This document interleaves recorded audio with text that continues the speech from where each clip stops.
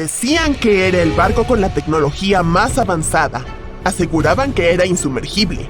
Pero no solo se hundió, también le dedicaron varias películas. Esas eran las principales razones por las que el desastre del Titanic se hizo mundialmente famoso.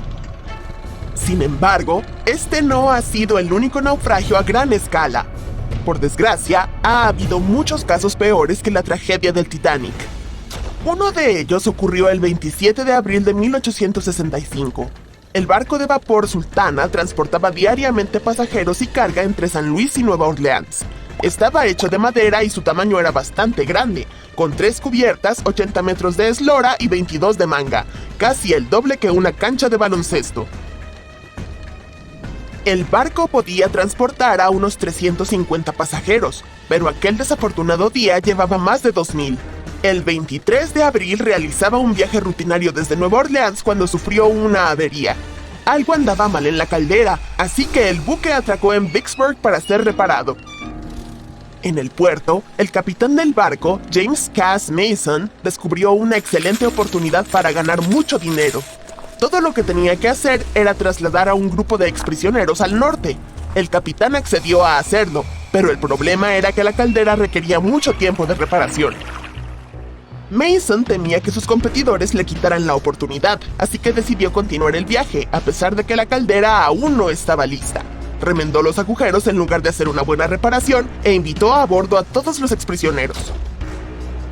Así pues, había una caldera rota, un número excesivo de pasajeros, falta de botes salvavidas y las condiciones fluviales tampoco ayudaban. Además, el capitán se negó a enviar a los exprisioneros a la bodega, por lo que compartían el lugar con los pasajeros comunes.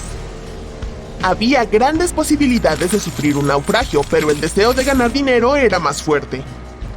El Sultana zarpó y navegó río arriba durante 2 días. En ese momento comenzó una de las mayores inundaciones del Mississippi de la historia. Debido a la crecida, el río desbordó y el nivel del agua subió varios metros. Todos los árboles de la orilla desaparecieron y solo las copas sobresalían del agua. El barco navegaba en dirección contraria a la corriente, por lo que la caldera trabajaba a tope. El 26 de abril, el Sultana llegó a Memphis, Tennessee, y recibió aún más carga, 120 toneladas de azúcar y 200 pasajeros. El barco estaba demasiado pesado. Hacia la medianoche prosiguió su peligroso viaje. El capitán se dirigió a las barcazas para cargar carbón.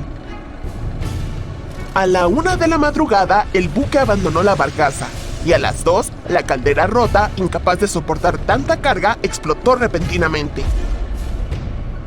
El Sultana estaba a 11 kilómetros al norte de Memphis. Pocas personas sobrevivieron aquel día. El problema fue que los pasajeros que intentaban escapar del fuego saltaron a un río frío con una fuerte corriente. El desastre del Sultana se considera el naufragio más trágico de la historia de Estados Unidos. Aún se desconoce el número exacto de víctimas. Según diversas fuentes, esta cifra está entre 961 y 1800 personas. Muy pocos conocen esta historia. Hubo muchos más supervivientes en la tragedia del Titanic, de la que todo el mundo se enteró. Pero cuando el Sultana se hundió, también habían ocurrido otros acontecimientos trascendentales. 12 días antes del naufragio, el país había perdido a Abraham Lincoln. La gente aún no se había recuperado de esta noticia, así que nadie le prestó mucha atención a la tragedia del Sultana. Varias catástrofes ocurrieron hace poco tiempo en términos históricos. Una de ellas tuvo lugar en 2002. El transbordador Lejula era un buque senegalés. Navegaba 2 veces por semana por la costa de Dakar, transportando pasajeros que comerciaban con mango y aceite de palma. Hacía travesías diarias y nunca tuvo problemas graves gracias a los modernos equipos de salvamento y al buen servicio de reparaciones. Pero un día se descubrió una avería y el barco fue enviado a puerto. Durante casi un año, el Lejula estuvo parado, a la espera de reparaciones, pero no consiguió un servicio de alta calidad. Tras un mantenimiento deficiente, el ferry emprendió su último viaje. El 26 de septiembre de 2002, el Lejula navegaba entre el sur de Senegal y Dakar. A las 11 de la noche se dirigía hacia Gambia, cuando se desató una fuerte tormenta. El viento levantaba olas altas, pero no era un problema para el barco mientras el número de personas a bordo no superara la norma establecida. El Leyula podía transportar unos 500 pasajeros, pero ese día había mucha más gente.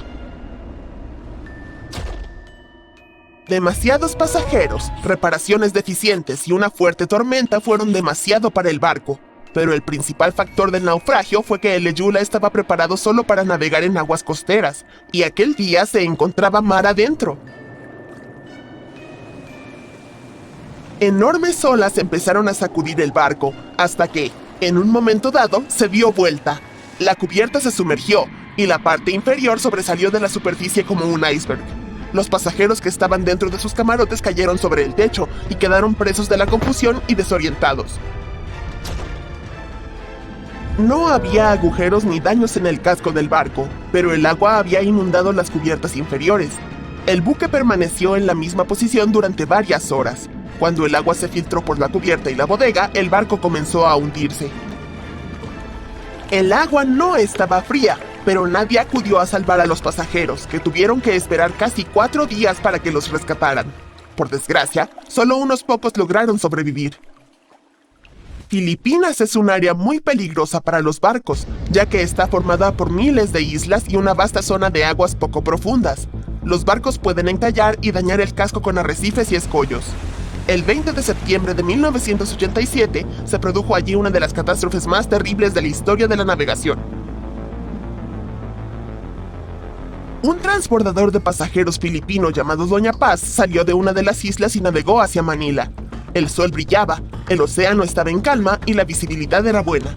Pero por alguna razón, nadie se dio cuenta de que el petrolero Vector se estaba acercando. Los dos barcos colisionaron a baja velocidad, pero el problema fue que el Vector llevaba toneladas de petróleo a bordo, y el Doña Paz dio justo contra la bodega de carga donde se almacenaba ese petróleo. Entonces, el crudo se derramó en el océano, y más tarde se coló una chispa. Los dos barcos no solo se incendiaron, sino que también se llenaron de agua. Ambos se hundieron en cuestión de segundos, y solo unas pocas docenas de personas sobrevivieron a aquel desastre. El 27 de septiembre de 1854, el buque de pasajeros Arctic navegaba de Liverpool a Nueva York. La niebla se hizo espesa y la visibilidad empeoró notablemente.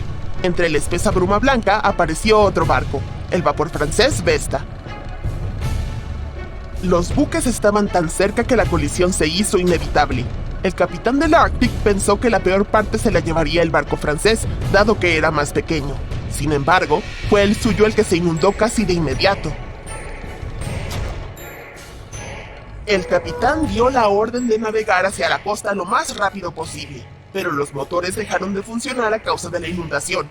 Entonces, la tripulación empezó a bajar botes salvavidas con mujeres y niños.